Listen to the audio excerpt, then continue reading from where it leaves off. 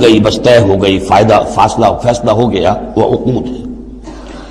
احلت لکم بہیمۃ الانعام الا ما یتلی علیکم، تمہارے لیے تمام جو مویشی کی نوعیت کے حیوانات ہیں وہ حلال کر دیے گئے، ان کا گوشت کھانا، سوائے اس کے جو تمہیں پڑھ کر سنائے جاتے ہیں، یعنی ان میں خنزیر ہے وہ حرام ہے، اور مردار اگر ہے تو حرام ہے، وغیرہ وغیرہ، وہ بعد میں آ جائے گا۔ لیکن باقی جو مویشی وہ ہوش نہیں، شیر چیتا جو وحشی ہیں یہ نہیں، جو مویشی قسم کے، ہرن ہے، نیل گائے ہے، اور اس طرح کی چیزیں جو بھی ہیں کہ جو عام طور پر وہ گوشت خور نہیں ہے بلکہ یہ کہ سبزے کے اوپر ان کا گزارا ہوتا ہے، یہ ساری چیزیں جو ہیں یہ تمہارے لیے حلال کی گئی ہیں۔ غیر محل الصید وانتم حرم، ایک تم پر پابندی ہے کہ اگر حج کے لیے احرام باندھا ہوا ہو یا عمرے کے لیے تو تم اس حالت میں شکار نہیں کر سکتے۔ ان اللہ یحکم ما یرید، یہ اللہ کا اختیار ہے، وہ فیصلہ کرتا ہے، حکم دیتا ہے جو چاہتا ہے۔ یا ایھا الذین آمنوا لا تحلوا شعائر اللہ ولا الشہر الحرام ولا الہدی ولا القلائد ولا عامین البیت الحرام، اہل ایمان مت بے حرمتی کرو اللہ کے شعائر کی، مت حلال کر لیا کرو، بے حرمتی کر دیا کرو اللہ کے شعائر کی، اور نہ حرمت والے مہینوں کی، اور نہ ہدی کے جانوروں کی، جو جانور لے کے جائے جاتے تھے کعبے کی طرف حج کے لیے یا عمرے کے لیے ساتھ لے کر جاتے تھے، ولا القلائد، اور ان کے گلوں کے اندر پٹے ڈال دیے جاتے تھے علامت کے طور پر کہ اب یہ کعبے کی طرف جا رہے ہیں، ولا عامین البیت الحرام، اور نہ وہ حاجی لوگ کہ جو بیت حرام کی طرف چل رہے ہیں، قصد کر رہے ہیں، جا رہے ہیں، اب وہ بھی ان کی بھی ایک نسبت ہو گئی ہے کہ یہ سفر کر رہے ہیں تو اللہ کے گھر کے مسافر ہیں، جیسے کہ وہاں آپ نے دیکھا ہوگا جو گئے ہیں کہ انہیں وہ کہتے مرحبا بضیوف الرحمن، کہ مرحبا ان لوگوں کو کہ جو رحمان کے مہمان ہیں، یعنی حاجی جو یہاں آئے ہیں وہ اصل میں اللہ کے مہمان ہیں، اللہ میزبان ہے۔ تو اب ان کے لیے یہ ہے کہ ان کی بے حرمتی نہ ہو، حتیٰ کہ عزت نہ ہو۔ یبتغون فضلا من ربہم ورضوانا، یہ سب جو ہیں اللہ تعالیٰ کے فضل کی اور اس کے اپنے رب کے رضوان کی تلاش میں ہیں، اس کی کوشش میں جا رہے ہیں۔ وَإِذَا حَلَلْتُمْ فَاصْطَادُوا، ہاں جب تم احرام کھول دو، حلال ہو جاؤ، تو یہ حلال ہو جانا ایک اصطلاح ہے جبکہ احرام کھل گیا، فاصطادوا، پھر تم شکار کرو، تمہیں کھلی چھوٹ ہے، ساری پابندیاں احرام کی حالت کی ہیں۔ وَلَا يَجْرِمَنَّكُمْ شَنَآنُ قَوْمٍ أَن صَدُّوكُمْ عَنِ الْمَسْجِدِ الْحَرَامِ أَن تَعْتَدُوا، اور دیکھنا تمہیں آمادہ نہ کر دے کسی قوم کی دشمنی کہ انہوں نے تمہیں روکے رکھا تھا مسجد حرام سے کہ تم بھی زیادتی کرو، یعنی انہوں نے تمہیں روکے رکھا 7 برس تک، 6 برس تک، اور تمہیں یہاں قریب نہیں آنے دیا، اب ایسا نہ ہو کہ اس کے بدلے میں تم کو زیادتی کرو، زیادتی مت کرو۔ وَلَا يَجْرِمَنَّكُمْ شَنَآنُ قَوْمٍ، تمہیں آمادہ نہ کر دے کسی قوم کی دشمنی، اور دشمنی کس وجہ سے، ان صدوکم عن المسجد الحرام، کہ انہوں نے تمہیں روکے رکھا مسجد حرام سے، ان تعتدوا، کہ تم زیادتی کرنے لگو، وتعاونوا علی البر والتقوی، نیکی کے کاموں پر اور تقوی کے کاموں پر تعاون کیا کرو، ولا تعاونوا علی الاثم والعدوان، اور اسم، گناہ اور عدوان، ظلم اور زیادتی کے کاموں میں تعاون مت کرو، واتقوا اللہ ان اللہ شدید العقاب، اللہ کا تقوی اختیار کرو، یقیناً اللہ تعالیٰ سزا دینے میں بہت سخت ہے۔ دیکھیے انداز بالکل وہی ہے جو سورہ نساء کا ہے، وہی معاشرتی معاملات، اس کے بارے میں بنیادی اصول۔ اب یہاں پہ پھر وہ آ رہی ہے آخری مرتبہ یہ آیت، اور مزید وضاحت کے ساتھ، حرمت علیکم المیتۃ، تم پر حرام کیا گیا مردار، جو خود اپنی موت مر گیا جانور، وہ حرام ہو گیا، والدم، دم اور خون، ولحم الخنزیر، اور خنزیر کا گوشت، وما اہل لغیر اللہ بہ، اور جس پر پکارا گیا اللہ کے سوا کسی اور کا نام، کسی اور کے نام نامزد ہے، کسی اور کا تقرب حاصل کرنے کے لیے اس کا وہ جو ہے ذبح کیا جا رہا ہے، والمنخنقۃ، اور وہ جانور جو گلا گھٹنے سے مر گیا۔ کبھی ایسا ہوتا ہے کہ کوئی بکری ہے یا کچھ اور ہے، وہ اپنی زنجیر جس میں بندھی ہوئی ہے اسی کا کوئی پھندا ایسا لگ جاتا ہے، اب وہ جتنی کوشش کرتی ہے اس پھندے سے نکلنے کی وہ گلا گھٹ جاتا ہے، مر جاتی ہے، تو یہ بھی مردار کے حکم میں ہے۔ والموقوذۃ، یا چوٹ لگنے سے کسی جانور کی موت واقع ہو گئی، وہ بھی مردار کے حکم میں ہوگا۔ والمتردیۃ، یا اونچی جگہ سے کہیں سے کوئی جانور گرا ہے، گردن ٹوٹ گئی ہے، مر گیا ہے، وہ بھی مردار ہے۔ والنطیحۃ، کسی اور نے جانور نے سینگ مارا ہے، اس کے صدمے سے وہ ہلاک ہو گیا ہے جانور، تو وہ بھی حرام ہو گیا۔ یعنی میتا کی مزید 4 قسمیں، یہی نہیں ہے کہ کسی بیماری سے جانور مرا ہو، لیکن یہ کہ یہ مرنے کی، ذبح ہونے کی نوبت نہیں آئی، اس کے جسم سے خون نکلنے کا امکان نہیں رہا، اس کا خون جو ہے اس کے جسم کے اندر ہی جم گیا ہے، اس کے گوشت کا حصہ بن گیا ہے، لہذا وہ مردار کے حکم میں ہے۔ وما اکل السبع الا ما ذکیتم، اور جسے کھا لیا ہو درندوں نے مگر یہ کہ جسے تم ذبح کر لو. فرض کیجئے کہ کسی شیر نے یا کسی چیتے نے کسی ہرن کے اوپر حملہ کیا، لیکن اس سے پہلے کہ وہ ہرن مرتا وہ شیر بھاگ گیا، آپ نے کوئی فائر کیا وہ بھاگ گیا، ابھی ہرن میں جان ہے، آپ نے جا کے ذبح کر لیا تو وہ پھر آپ کے لیے جائز ہے، کیونکہ ابھی اس میں جان تھی، ذبح آپ نے کیا ہے، تو اب یہ کہ اس میں سے وہ خون نکل جائے گا. تو جہاں جہاں شیر کا منہ لگا ہو اس حصے کو کاٹ کر پھینک دیجئے، باقی آپ کھا سکتے ہیں. الا ما ذکیتم، سوائے اس کے کہ جسے تم نے ذبح کر لیا. وما ذبح علی النصب، اور یہ بھی تمہارے لیے حرام کیا گیا کہ تم استھانوں پہ جا کر ذبح کرو. یہ خاص جگہ ہے، یہ خاص جو ہے وہ کسی ولی اللہ کا بازار ہے، وہاں جا کے ذبح کرنا، یا کسی دیوتا یا دیوی کا کوئی استھان ہے، وہ بھی اب حرام ہو گیا. وَأَن تَسْتَقْسِمُوا بِالْأَزْلَامِ، یا جوئے کے تیروں کے ذریعے سے تقسیم کرو. یہ بھی ایک جوئے کی شکل ہو جاتی تھی. وہ لوگ یہ کرتے تھے، قربانی اپنی کی، اس کے بعد گوشت کے ڈھیر لگا دیے، اب تیروں کے ذریعے سے جوا کھیل رہے ہیں تو بڑے بڑے ڈھیر جو ہے اس کے اندر داؤ پر لگ رہے ہیں. ذالکم فسق، یہ تمام چیزیں جو ہیں گناہ کے کام ہیں. الیوم یئس الذین کفروا من دینکم، دیکھو اب یہ کافر لوگ تمہارے دین سے مایوس ہو چکے ہیں، یعنی یہ سمجھ چکے ہیں کہ نظام تو اب اللہ ہی کا رہے گا. اب یہاں پر چونکہ سورہ مائدہ جیسا کہ میں نے اس کی آخری صورتوں میں سے ہے، لہذا اب انہیں یہ تو توقع نہیں ہے کہ اسلام کا راستہ روک سکیں گے، لیکن وہ یہ ضرور چاہیں گے کہ اس قسم کی چیزیں تمہارے اندر جاری رہیں، اس طرح کی چیزیں جیسے ہمارے ہاں بھی ہندوانہ اثرات چلتے رہے بہت عرصے تک، اب بھی چل رہے ہیں. تو الیوم یئس الذین کفروا من دینکم، تمہارے دین سے تو مایوس ہو چکے ہیں کہ اب یہ دین تو انہی کا ہوگا اور ہمارا دین ختم ہوا. فلا تخشوهم واخشونی، تو اب ان سے مت ڈرو، مجھ سے ڈرو. الیوم اکملت لکم دینکم، آج کے دن میں نے تمہارے لیے تمہارے دین کی تکمیل فرما دی ہے. واتممت علیکم نعمتی، اور تم پر اتمام فرما دیا ہے اپنی نعمت کا. ورضیت لکم الاسلام دینا، اور تمہارے لیے میں نے پسند کر لیا ہے ہمیشہ ہمیش کے لیے میرے ہاں پسندیدہ اور مقبول دین صرف اسلام ہے. فمن اضطر فی مخمصۃ، اب یہ جو حکم دیا گیا تھا یہ چیزیں حرام ہیں، تو لیکن کوئی شخص اگر اضطرار میں آ جائے، شدید فاقہ ہے، بھوک ہے، جان نکل رہی ہے، غیر متجانف الاسم، اس میں گناہ کی طرف کوئی رجحان نہ ہو،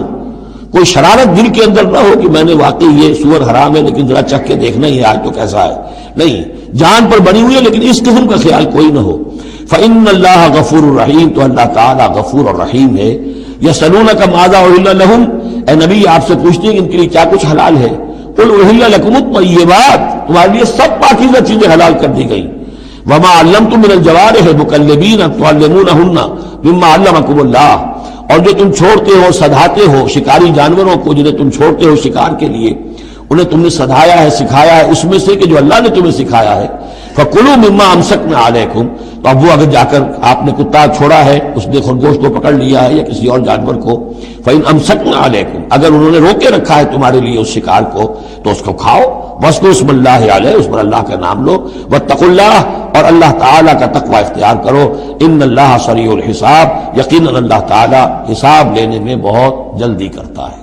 کہ اہل ایمان اگر تم غافل ہو اپنے اہل و عیال کی طرف سے اس اعتبار سے کہ ان کا کردار کیسا بن رہا ہے، وہ اللہ کے بندے ہیں یا کوئی غلطیاں کر رہے ہیں، خطا کر رہے ہیں، تو دیکھو یہ تم ان کے ساتھ جو ہے وہ محبت نہیں کر رہے، عداوت کر رہے ہو. اس لیے کہ تمہاری اس نرمی، تمہاری اس شفقت اور ان محبت کے اندر اس درجے بڑھ جانا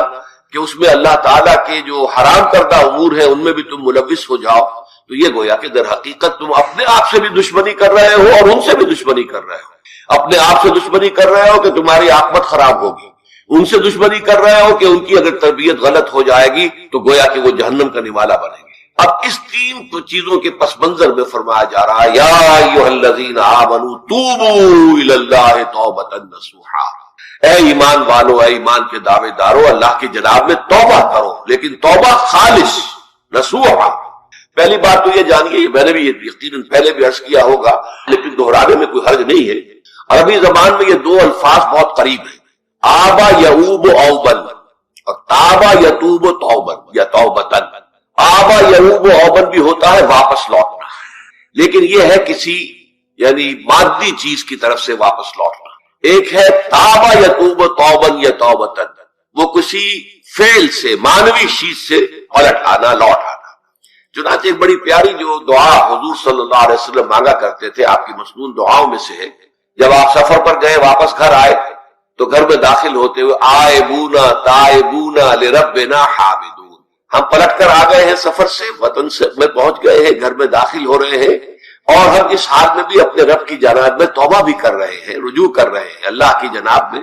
اور اپنے رب کی حمد کرتے ہوئے داخل ہو رہے ہیں۔ آئبونا تائبونا لربنا حامدون۔ اسی طرح آپ بازار جائیں،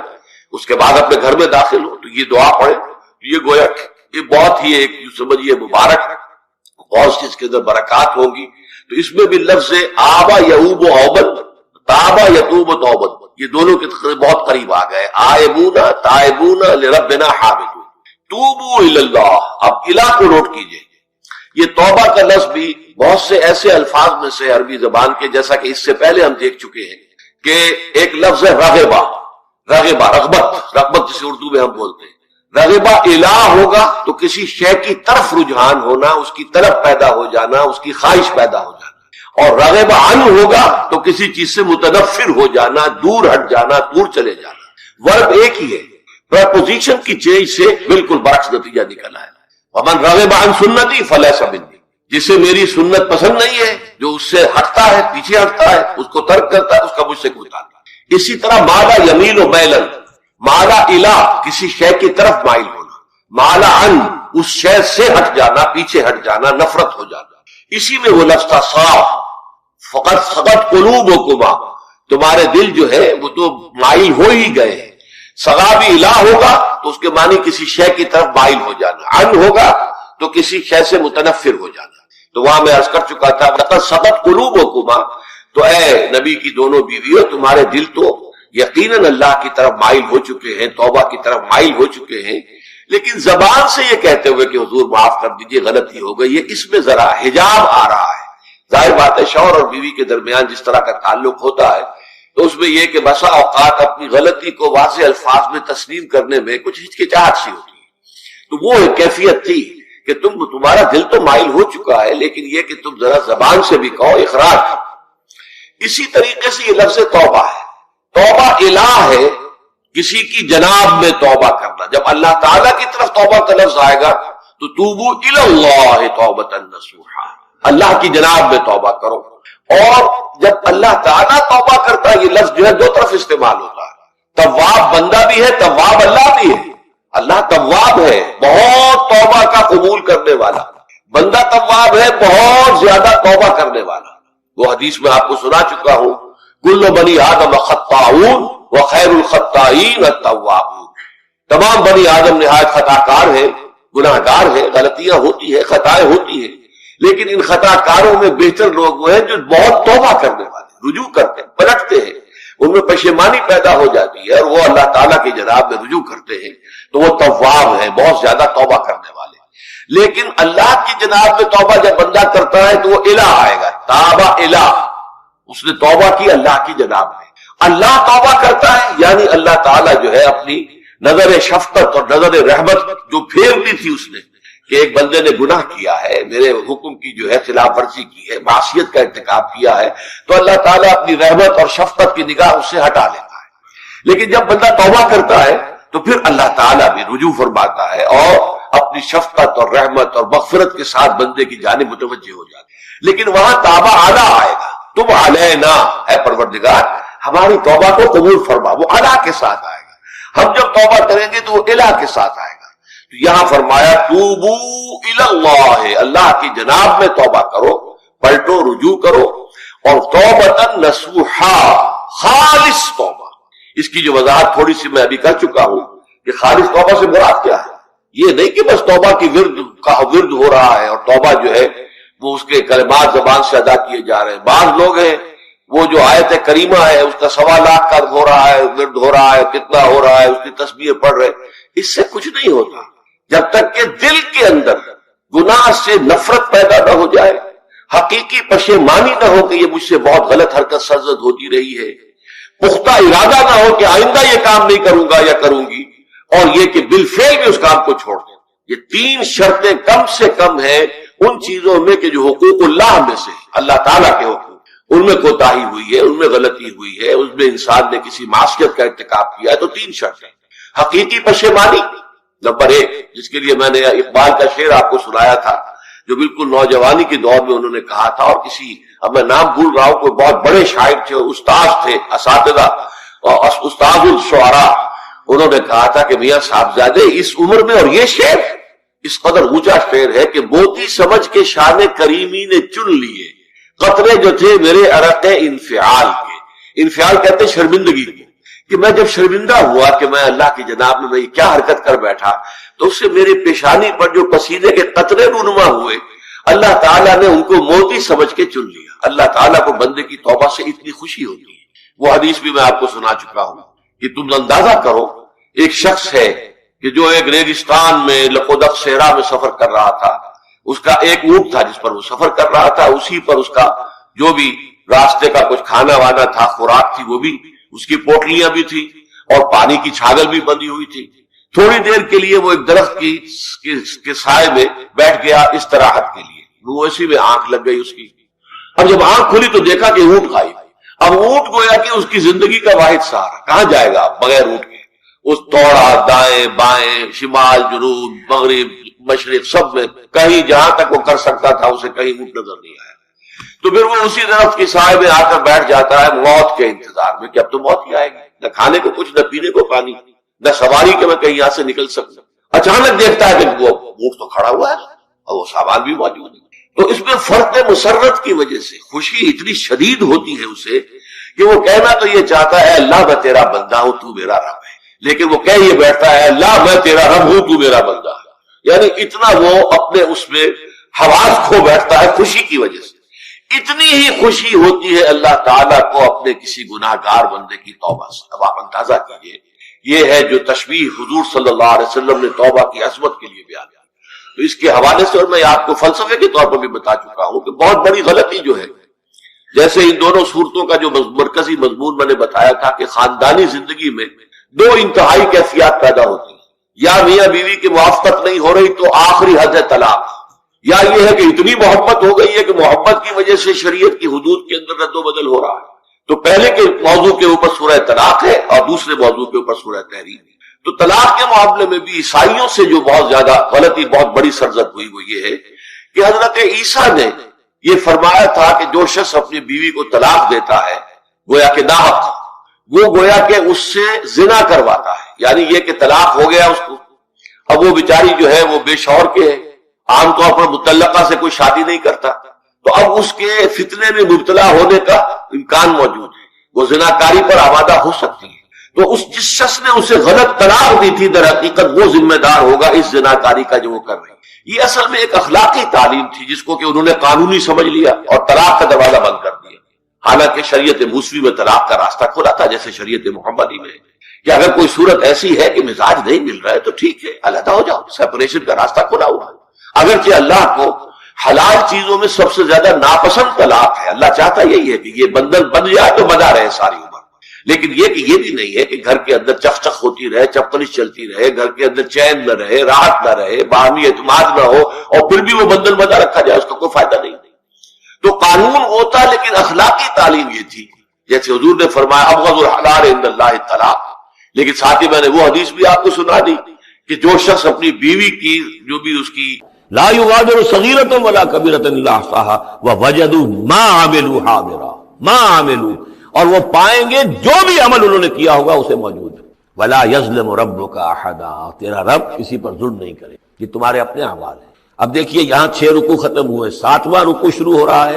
اور 7ویں رکوع کی پہلی آیت سورہ بنی اسرائیل میں بھی یہی تھی، وَإِذْ قُلْنَا لِلْمَلَائِكَةِ اسْجُدُوا لِآدَمَ فَسَجَدُوا إِلَّا إِبْلِيسَ، بالکل ٹھیک درمیان میں سورہ بنی اسرائیل میں بھی 12 رکوع اس کے ہیں، 12 رکوع اس کے ہیں۔ سورہ بنی اسرائیل کی 111 آیات ہے، سورہ کہف کی 110 آیت ہے، یعنی یوں سمجھیے کہ نہایت حسین، متوازن، ہر اعتبار سے بہت ہی خوبصورت جوڑا ہے۔ اس کی نسبت زوجیت جو ہے اس سورہ بنی اسرائیل اور سورہ کہف کی بہت نمایاں ہے۔ میری ایک کتاب ہے، وہ اس میں آخری جو ہے اسی پر بحث ہے، قرآن حکیم کی صورتوں کا اجمالی تجزیہ، جس میں کہ اس کی نسبت زوجیت کو میں نے بڑی تفصیل کے ساتھ، اگرچہ بڑی اختصار ہے لیکن جامعیت کے ساتھ بیان کر دیا ہے۔ وَإِذْ قُلْنَا لِلْمَلَائِكَةِ اسْجُدُوا لِآدَمَ فَسَجَدُوا إِلَّا إِبْلِيسَ، اور جو یاد کرو جب کہ ہم نے کہا تھا فرشتوں سے کہ جھکو آدم کے سامنے، سجدہ کرو آدم کو،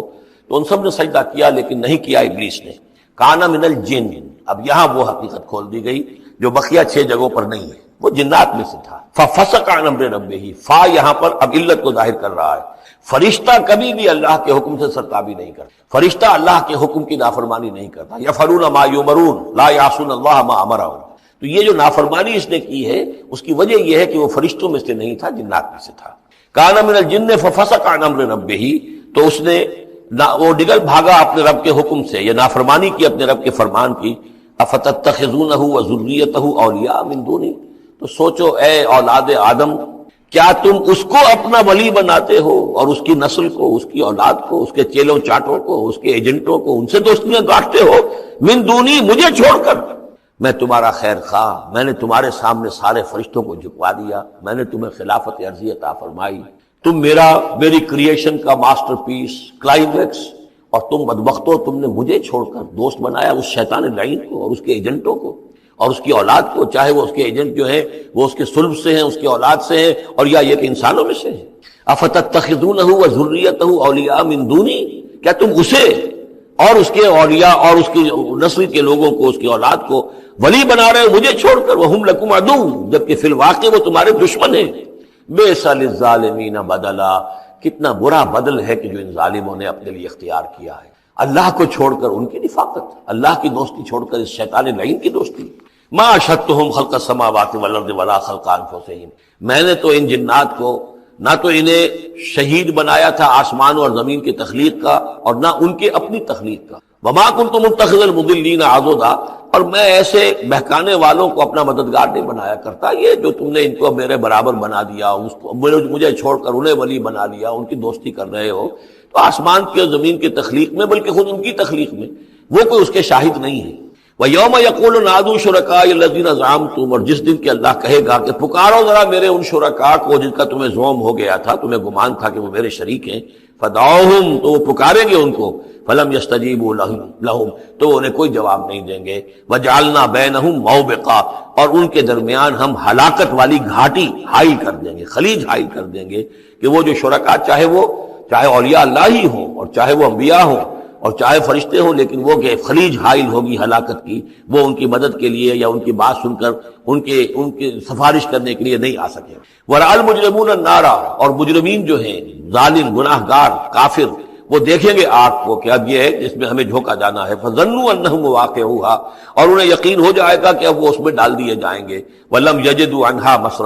مَصْرِفًا، اور وہ نہیں پائیں گے اس سے کہیں بھی بھاگنے کی کوئی جگہ، اس سے انحراف کی کوئی راستہ۔ وَلَقَدْ صَرَّفْنَا فِي هَذَا الْقُرْآنِ لِلنَّاسِ مِنْ كُلِّ مَثَلٍ، یہ آیت جو کہ تو سورہ بنی اسرائیل میں بھی آیت نمبر 89 ہے، وہاں یہاں یہ آیت 54 ہے، لیکن فرق کیا ہے؟ وہاں ہے وَلَقَدْ صَرَّفْنَا فِي هَذَا الْقُرْآنِ مِنْ كُلِّ مَثَلٍ، وَلَقَدْ صَرَّفْنا فِي الْقُرْآنِ، وہاں ذرا الفاظ کا تھوڑا سا فرق ہے۔ وَكَانَ الْإِنسَانُ أَكْثَرَ شَيْءٍ جَدَلًا، ہم نے اس قرآن میں کل مسئلے، کل مثالیں پیدا جو بیان کر دی ہیں لوگوں کی ہدایت کے لیے، لیکن یہ کہ وہاں ہے فَأَبَى أَكْثَرُ النَّاسِ إِلَّا كَفُورًا، لیکن اکثر لوگ جو ہیں وہ کفران نعمت ہی پر اڑے رہتے ہیں۔ یہاں فرمایا وَكَانَ الْإِنسَانُ أَكْثَرَ شَيْءٍ جَدَلًا، لیکن انسان جو ہے تمام مخلوقات سے بڑھ کر ہے جھگڑالو۔ وَمَا مَنَعَ النَّاسَ أَن يُؤْمِنُوا، یہ الفاظ بھی جو کہ تو سورہ بنی اسرائیل میں بھی آئے تھے۔ وَمَا مَنَعَ النَّاسَ أَن يُؤْمِنُوا، آیت نمبر 94 ہے یہ وہاں۔ وَمَا مَنَعَ النَّاسَ أَن يُؤْمِنُوا إِذْ جَاءَهُمُ الْهُدَىٰ وَيَسْتَغْفِرُوا رَبَّهُمْ، اور نہیں روکا لوگوں نے کو ایمان لانے سے جبکہ ان کے پاس ہدایت آ گئی کہ وہ استغفار کرتے اپنے رب سے۔ إِلَّا أَن تَأْتِيَهُمْ سُنَّةُ الْأَوَّلِينَ، وہاں آیا ہے إِلَّا أَن قَالُوا أَبَعَثَ اللَّهُ بَشَرًا رَسُولًا، کہ ان کو ایمان سے روکنے والی ان کا یہ خیال تھا کہ کیا اللہ تعالیٰ نے انسان کو رسول بنا کر بھیجا ہے۔ یہاں فرمایا إِلَّا أَن تَأْتِيَهُمْ سُنَّةُ الْأَوَّلِينَ، ان کو جو روکا گیا ہے وَمَا مَنَعَ النَّاسَ أَن يُؤْمِنُوا إِذْ جَاءَهُمُ الْهُدَىٰ، یہ جو رک گئے ہیں جب ہدایت ان کے پاس آ گئی کہ ایمان نہیں لا رہے اور استغفار نہیں کر رہے، إِلَّا أَن تَأْتِيَهُمْ سُنَّةُ الْأَوَّلِينَ، مگر یہ کہ ان پر آ کر رہے گی اب وہی جو پہلو کا جو انجام ہوا تھا وہی ان کے اوپر بھی مسلط ہوگا۔ أَوْ يَأْتِيَهُمُ الْعَذَابُ قُبُلًا، یا یہ کہ عذاب ان کے سامنے آ جائے گا۔ وَمَا نُرْسِلُ الْمُرْسَلِينَ إِلَّا مُبَشِّرِينَ وَمُنذِرِينَ، یہاں پہ جمع کے سیغے میں آ رہا ہے، سورہ بنی اسرائیل میں واحد کے سیغے میں آیا تھا آخری رکوع میں، وَمَا أَرْسَلْنَاكَ إِلَّا مُبَشِّرًا وَنَذِيرًا، اور ہم نے نہیں بھیجا ہے محمد آپ کو مگر مبشر اور نذیر بنا کر۔ یہاں جمع کے سیغے میں وَمَا نُرْسِلُ الْمُرْسَلِينَ إِلَّا مُبَشِّرِينَ وَمُنذِرِينَ وَيُجَادِلُ الَّذِينَ كَفَرُوا بِالْبَاطِلِ، اور یہ کافر جو ہیں یہ جھگڑتے ہیں کفر اور بالباطل، جھوٹ کے لیے، جھوٹ کی طرف سے، لیدحضوا بہ الحق، تاکہ اس کے ذریعے سے حق کو بچلا دیں، حق کو ٹلا دیں، حق کو شکست دے دیں۔ یہ جھگڑ رہے ہیں، دلیل بازی کر رہے ہیں، مناظرے کر رہے ہیں، کٹ حجتیاں کر رہے ہیں۔ وَيُجَادِلُ الَّذِينَ كَفَرُوا بِالْبَاطِلِ لِيُدْحِضُوا بِهِ الْحَقَّ وَاتَّخَذُوا آيَاتِي وَمَا أُنذِرُوا هُزُوًا، اور انہوں نے میری آیات کو اور جو انہیں انذار کیا گیا، خبردار کیا گیا، اس کو ہنسی مذاق اور ٹھٹھا بنا لیا ہے۔ وَمَنْ أَظْلَمُ مِمَّنْ ذُكِّرَ بِآيَاتِ رَبِّهِ، اس شخص سے بڑھ کر ظالم کون ہوگا جسے اس کے رب کی آیات کے ذریعے سے نصیحت کی جائے، یاد دہانی کرائی جائے۔ فَأَعْرَضَ عَنْهَا، پھر بھی وہ اعراض کرے ان آیات الہیہ سے، وَنَسِيَ مَا قَدَّمَتْ يَدَاهُ، اور بھول جائے کہ اس کے دونوں ہاتھوں نے آگے کیا بھیجا ہوا ہے، کیا کرتوت ہے جو بھیجے ہوئے ہیں۔ اگر تو ایمان لے آتا، ان آیات سے استفادہ کرتا، اپنے پر پچھتاتا، توبہ کرتا، اس دنیا ہی میں اپنے سابقہ گناہوں کی اللہ تعالیٰ سے معافی لے کر جاتا۔ لیکن یہ کہ یہاں تو صورت یہ ہے کہ وَمَنْ أَظْلَمُ مِمَّنْ ذُكِّرَ بِآيَاتِ رَبِّهِ، اسے تذکیر کی گئی، نصیحت کی گئی اس کے رب کی آیات سے، فَأَعْرَضَ عَنْهَا، اس نے اعراض کیا، وَنَسِيَ مَا قَدَّمَتْ يَدَاهُ، اور بھولے رہا وہ کہ کیا کچھ اس نے آگے بھیجا ہوا ہے، کیا جھانٹ جکاڑ جو ہے اس نے عاقبت کے لیے تیار کیا ہوا ہے۔ اِنَّا جَعَلْنَا عَلَىٰ قُلُوبِهِمْ أَكِنَّةً أَن يَفْقَهُوهُ، یہ مضمون بھی آ چکا ہے سورہ بنی اسرائیل میں۔ حجابا مستورا، اور ہم نے ان کے دلوں کے اوپر جو ہے پردے ڈال دیے ہیں۔ اِنَّا جَعَلْنَا عَلَىٰ قُلُوبِهِمْ أَكِنَّةً أَن يَفْقَهُوهُ، ہم نے ان کے دلوں کے اوپر پردے ڈال دیے ہیں کہ اسے سمجھ نہ پائیں۔ وَفِي آذَانِهِمْ وَقْرًا، اور ان کے کانوں میں ہم نے ثقل پیدا کر دیا، بوجھ پیدا کر دیا کہ یہ سن نہیں سکتے۔ وَإِن تَدْعُوهُمْ إِلَى الْهُدَىٰ، اور اگر آپ پکاریں گے انہیں ہدایت کی طرف دعوت دیں گے، فَلَن يَهْتَدُوا إِذًا أَبَدًا، تو یہ کبھی بھی ہدایت پانے والے نہیں ہیں۔ یعنی اب ان کے دلوں پر مہر لگ چکی ہے۔ اب اللہ تعالیٰ کا وہ جو قانون ہے ہدایت و ضلالت کا، اس کی جو آخری دفعہ ہے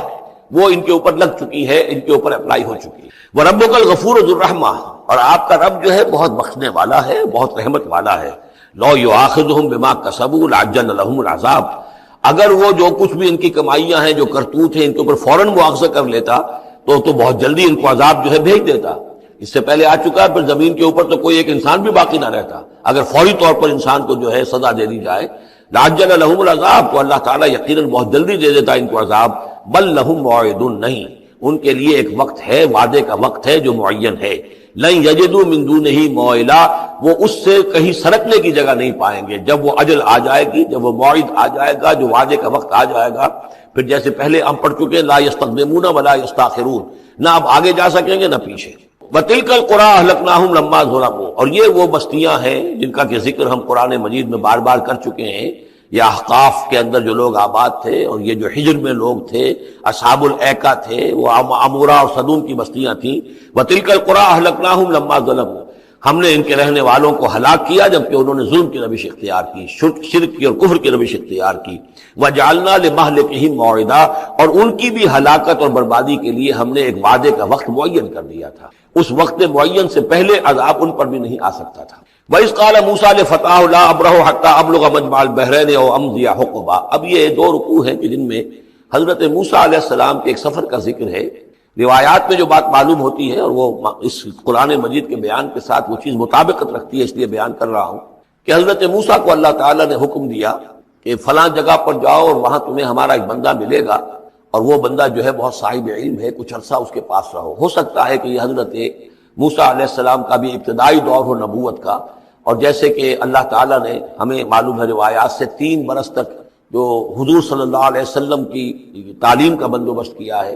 ایک فرشتہ جو ہے مستقل جو ہے آپ کے ساتھ رہا ہے۔ اسی طریقے سے شاید اللہ تعالیٰ نے کسی یا تو فرشتے کو، جسے ہم خضر کہہ دیتے ہیں، یہ بھی کوئی یقین کے ساتھ معلوم نہیں کہ وہ خضر علیہ السلام، قرآن میں ان کا نام نہیں ہے، یہ بھی رائے ہے کہ وہ فرشتے ہیں، یہ بھی رائے ہے کہ وہ انسانوں میں سے کوئی انسان ہے جن کو اللہ تعالیٰ نے بہت لمبی عمر دے دی ہے، جیسے جن کو دے رکھی ہے ایک ابلیس کو، تو انسانوں میں سے ایک اچھے اپنے نیک اور اپنے پسندیدہ اور برگزیدہ انسان کو بھی اس نے بہت بڑی عمر دے رکھی ہے، وہ حضرت خضر ہے۔ واللہ عالم، اس کے بارے میں کوئی تفصیل ہم نہیں جان سکتے، لیکن یہ کہ حضرت موسیٰ علیہ السلام سے کہیں کسی جگہ پر ان کو یہ خیال آ گیا کہ شاید اس وقت روئے ارضی پر سب سے زیادہ علم جو ہے اللہ تعالیٰ نے مجھے عطا کیا ہے، لیکن اس کے لیے پھر ذرا تعدیباً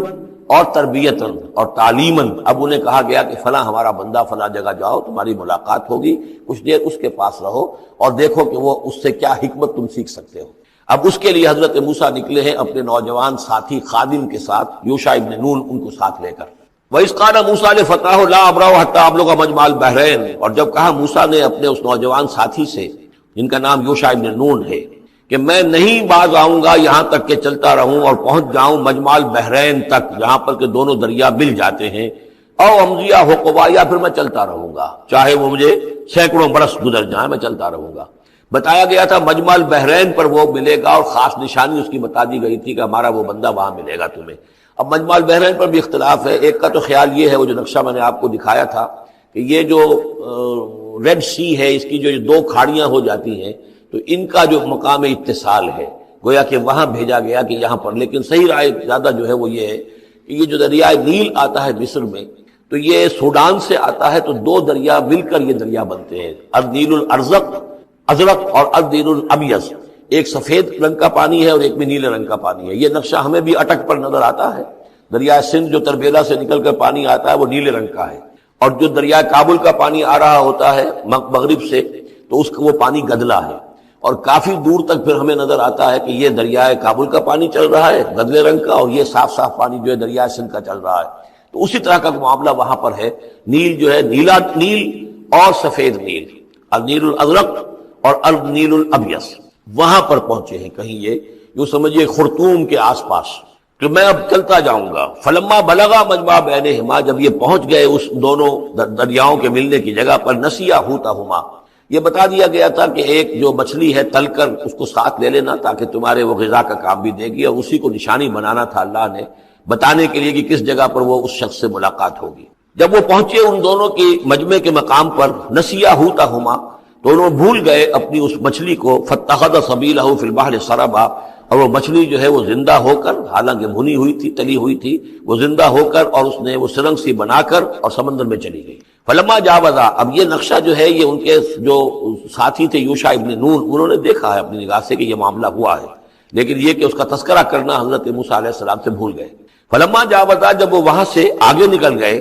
قال لفتاہ آتنا غداءنا، انہوں نے اپنے اس نوجوان ساتھی سے کہا، خادم سے، کہ بھائی ہمارا وہ کھانا لے آؤ، ناشتہ لے آؤ، لقد لقینا من سفرنا ھذا نصبا، اب ہمیں اس سفر سے کوئی تکان طاری ہو گئی ہے، ایگزاسشن ہو رہی ہے۔ اور یہاں یہ نقطہ بیان کیا ہے مفسرین نے کہ چونکہ اس اصل مقام سے آگے نکل آئے تھے اس لیے اب تکان ہوئی ہے، ورنہ جو مقام تک پہنچنا تھا وہاں تک انہیں تکان کا کوئی احساس نہیں ہوا۔ قال ارأيت إذ أوينا إلى الصخرة،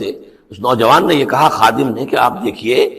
جب ہم اس چٹان کے پاس تھوڑی دیر کے لیے رکے تھے سستانے کے لیے، فإني نسيت الحوت، تو میں اس مچھلی پر نگاہ رکھنا بھول گیا، اس کی حفاظت کرنا بھول گیا۔ وما انسانیہ الا الشیطان ان اذکرہ، اور شیطان نے مجھے بلائے رکھا کہ میں آپ سے ذکر بھی نہیں کر سکا۔ واتخذ سبیلہ فی البحر، وہ تو زندہ ہو کر اور اس نے اپنا راستہ بنایا اور سمندر میں اتر گئی یا دریا میں اتر گئی۔ عجبا، بہت عجیب یہ واقعہ تھا جو پیش آیا تھا۔ قال ذالک ما کنا نبغی، اب حضرت موسیٰ نے کہا اسی کے تو ہم تلاش میں تھے، یہی تو نشانی بتائی گئی تھی کہ یہاں پر، اب چلو واپس وہیں۔ فارتدا علی آثارہما قصصا، تو وہ اب لوٹے اپنے نقوش پا کو دیکھتے ہوئے، کیونکہ وہیں پہنچنا ہے اب جہاں پر کہ وہ مچھلی جو ہے وہ زندہ ہو کر اور دریا میں اتر گئی تھی۔ فوجد عبدا من عبادنا، اب جو وہاں پہنچے تو پایا ہمارے بندوں میں سے ایک خاص بندے کو، آتیناہ رحمتا من عندنا، ہم نے اسے رحمت عطا کی تھی خاص اپنے پاس سے، وعلمناہ من لدنا علما، اور اسے علم سکھایا تھا خاص اپنے پاس سے۔ یہ علم لدنی ایک اصطلاح ہے جو یہیں سے لفظ اخذ کیا گیا ہے۔ ایک علم وہ ہے جو ہم سیکھتے ہیں، جو بھی پڑھتے ہیں سیکھتے ہیں، تفسیر پڑھی ہے، عربی پڑھی ہے، نحو پڑھی ہے، فقہ پڑھی ہے، یہ علم حاصل ہو رہا ہے، یا جیوگرافی پڑھی ہے، تاریخ پڑھی ہے۔ ایک وہ علم ہے جو اللہ کسی کے دل میں ڈال دیتا ہے بغیر کسی مادی طور پر دنیاوی اعتبار سے کسی تحصیل علم کی مشقت سے گزرے ہوئے، اس کو علم لدنی کہتے ہیں۔ لدن کہتے ہیں نزدیک، لدن اللہ، لدنی ہم نے اپنے پاس سے، اپنے خاص خزانہ فضل سے، خاص خزانہ فیض سے اسے علم عطا کیا تھا۔ ہم نے اسے رحمت بھی دی تھی، آتیناہ رحمتا من عندنا وعلمناہ من لدنا علما۔ قال لہ موسیٰ، ان سے کہا موسیٰ نے، هل اتبعک، اگر آپ اجازت دیں تو میں کچھ عرصہ آپ کے ساتھ رہوں، علی ان تعلمنی مما علمت رشدا، لیکن اس لیے اس شرط کے ساتھ کہ آپ مجھے بھی سکھائیں کچھ جو آپ کو علم دیا گیا ہے، اور جو بڑی سعادت مجھے اللہ نے بتایا ہے کہ آپ کو اللہ نے بڑا عقل، بڑی سمجھ بوجھ اور بڑی حکمت عطا کی ہے۔ قال انک لن تستطیع معی صبرا، انہوں نے کہا کہ دیکھو تم میرے ساتھ رہ کر صبر نہیں کر سکتے۔ وکیف تصبر علی ما لم تحط بہ خبرا، اور کیسے صبر کرو گے اس چیز پر کہ جس کا کہ علم تمہارے پاس نہیں ہے، جس کا تم نے احاطہ نہیں کیا ہے، تمہیں تو بات بڑی غلط لگے گی، عجیب سی لگے گی۔ قال ستجدنی انشاءاللہ صابرا، حضرت موسیٰ نے کہا کہ نہیں انشاءاللہ آپ مجھے صابر پائیں گے، میں صبر کروں گا، ولا اعصی لک امرا، اور میں آپ کی کسی حکم کی خلاف ورزی نہیں کروں گا۔ اب دیکھیے یہاں انشاءاللہ صبر کے ساتھ تو آ گیا، ولا اعصی لک امرا، آپ کے حکم کی خلاف ورزی نہیں کروں گا، یہاں انشاءاللہ نہیں آیا ہے، اور اسی میں خلاف ورزی ہو گئی، یعنی یہ کہ انہوں نے جو حکم دیا تھا پھر اس کی وہ پابندی نہیں کر پائے۔ ولا تقولن لشیء انی فاعل ذلک غدا، اس کے ساتھ اس کو جوڑ لیجئے جو ہم پڑھا ہے اسی صورت میں، حضور سے کہا گیا تھا کبھی نہ یہ کہیے گا، یہاں بھی کہتے ہیں انشاءاللہ میں کوشش کروں گا، انشاءاللہ اللہ تعالیٰ کے فضل و کرم سے میں آپ کے حکم کی خلاف ورزی نہیں کروں گا۔ قال فإن اتبعتنی، اب یہ حکم ہے ان کا، انہوں نے کہا کہ اگر تم میرے ساتھ چلنا چاہتے ہو، رہنا چاہتے ہو، فلا تسألنی عن شیء، تو کسی چیز کے بارے میں مجھ سے خود مت پوچھنا، حتی احدث لک منہ ذکرا، یہاں تک کہ میں خود اس کے بارے میں کوئی تذکرہ کروں، بس دیکھتے جاؤ جو بھی میرے ساتھ ہو رہا ہے، دیکھتے رہو، آبزرو کرو، چپ رہو، خاموش رہو، میں جب مناسب سمجھوں گا جو اصل حکمت ہے ان چیزوں کی کہ جو تمہارے مشاہدے میں آئیں گی وہ میں تمہیں بتا دوں گا، لیکن تم مجھ سے سوال نہیں کرو گے۔ فانطلقا، اب وہ دونوں چلے، گویا کہ حضرت موسیٰ نے وہ بات مان لی۔ حتی اذا رکبا فی السفینۃ، یہاں تک کہ جب وہ دونوں سوار ہوئے کشتی میں، خرقہا، اب ان صاحب نے، یہ جو صاحب موسیٰ انہیں کہیں یا حضرت خضر کہیں، انہوں نے کشتی کا ایک تختہ اکھاڑ دیا۔ قال خرقتها لتغرق اهلها، اب حضرت موسیٰ علیہ السلام کہاں خاموش رہنے والے تھے، اتنا غلط کام کر رہے ہو، تم ساری اس کشتی کو ڈبونا چاہتے ہو، کیا تم نے توڑ ڈالا ہے، پھاڑ دیا ہے اس کشتی کو تاکہ غرق کر دو اس کے اندر جو سوار ہیں ان سب کو؟ لقد جئت شیئا امرا، یہ تو آپ نے ایک بہت غلط کام کیا، بہت بھاری ایک جرم ہے جو آپ سے سرزد ہوا ہے۔ قال الم اقل انک لن تستطیع معی صبرا، انہوں نے کہا کیا میں نے نہیں کہا تھا کہ تم میرے ساتھ صبر نہیں کر سکو گے؟ تو اصل بات سمجھ لیجئے وہ کیا ہے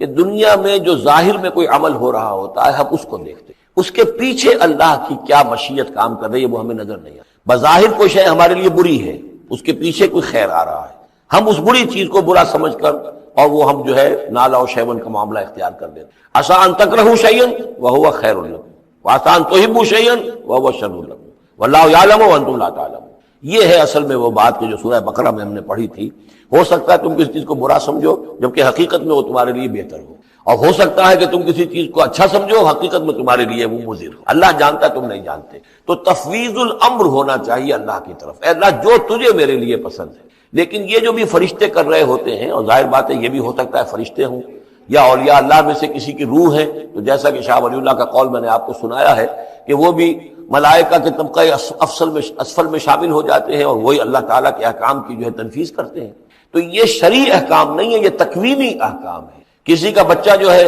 چھت کے اوپر سے گرا مر گیا، اب وہ تو چیخ رہا ہے، ماں بھی چیخ رہی ہے، بہن بھائی بھی چیخ رہے ہیں، اب کیا پتا کہ یہ بچہ جو ہے اگر بڑا ہو جاتا تو یہ ماں باپ کے لیے سوہان روح ہوتا۔ اللہ نے ان کے لیے خیر کیا ہے کہ اس بچے کو اس وقت لے لیا ہے، لیکن انہیں تو پتا نہیں کہ آئندہ کیا ہونا تھا۔ تو ہم ظاہر کو دیکھ کر جو ہے گھبرا جاتے ہیں اور اس کو اپنے لیے برا سمجھ بیٹھتے ہیں، جبکہ اللہ تعالیٰ کی بیدک الخیر، اللہ کے ہاتھ میں خیر ہی خیر ہے،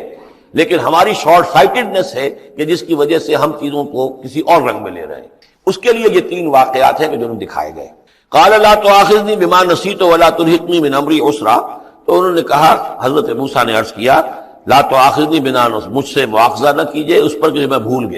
بھول گیا کہ میں نے آپ سے وعدہ کیا تھا کہ میں آپ سے کوئی سوال نہیں کروں گا، ولا ترهقنی من امری عسرا، اور نہ دباؤ ڈالیے مجھ پر میرے معاملے میں کچھ زیادہ سختی نہ کیجئے، ایسا نہ ہو کہ ایک ہی دفعہ کی میری غلطی کے اوپر کہتے ہیں جاؤ اب یہاں سے، بلکہ ذرا یہ نرمی کیجئے۔ فانطلقا، پھر چلے دونوں، حتی اذا لقیا غلاما قتلہ، جب ایک نوجوان سے ملاقات ہوئی اس نے قتل کر دیا اس کو، حضرت خضر نے۔ قال قتلت نفسا زکیۃ بغیر نفس، حضرت موسیٰ علیہ السلام پھر بولے یہ کیا کیا آپ نے، ایک بے گناہ جان کو آپ نے قتل کر دیا اس کے بغیر کہ اس نے کسی کا خون بہایا ہو۔ لقد جئت شیئا نکرا، یہ تو آپ نے بہت ہی نامعقول حرکت کی ہے۔ قال الم انک لن تستطیع معی صبرا، اب انہوں نے ذرا ڈانٹ کے انداز میں کہا الم اقل لک، کیا میں نے نہیں کہا تھا تم سے کہ تم میرے ساتھ صبر نہیں کر سکو گے؟ قال ان سالتک عن شیء بعدها فلا تصاحبنی، حضرت موسیٰ نے عرض کیا کہ اچھا ٹھیک ہے، اب اگر تیسری مرتبہ مجھ سے غلطی ہو جائے، دوسری مرتبہ اور مجھے معافی دے دیں، اگر اب میں اس کے بعد کوئی آپ سے سوال کروں تو پھر ٹھیک ہے، آپ مجھے اپنے ساتھ نہ رکھیے گا، فلا تصاحبنی، پھر یہ کہ میں اپنا راستہ لے لوں گا۔ قد بلغت من لدنی عذرا، میری جانب سے آپ نے